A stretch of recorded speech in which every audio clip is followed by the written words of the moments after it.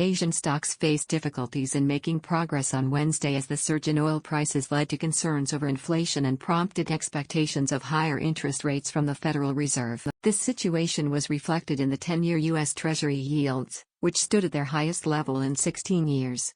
The surge in oil prices has been a worrying trend for investors, as it poses a threat to global economic growth by increasing inflationary pressures. Higher oil prices typically lead to increased costs for businesses and consumers, which in turn can lead to a slowdown in economic activity. With fears of inflationary pressures mounting, investors have become cautious about the potential impact on central banks' monetary policies.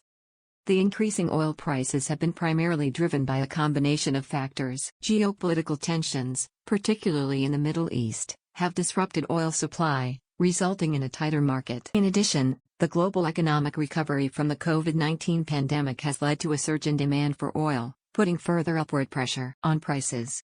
As oil prices continue to rise, market participants anticipate that the Federal Reserve will adopt a more hawkish stance on monetary policy. This means that the central bank may project interest rates to remain at higher levels for a longer period of time to curb inflationary pressures. The anticipation of higher interest rates has a direct impact on the bond market, as reflected in the rising yields on 10-year U.S. Treasury bonds.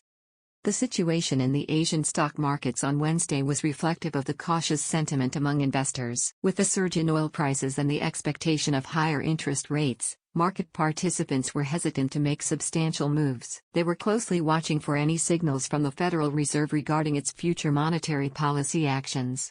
Overall, the surge in oil prices has created uncertainty in the global financial markets, particularly in Asian stocks. As investors weigh the potential impact of rising inflation and the prospect of higher interest rates, they remain cautious about making significant investment decisions. The next moves by central banks, particularly the Federal Reserve, will be closely monitored for any indications of their response to these developments.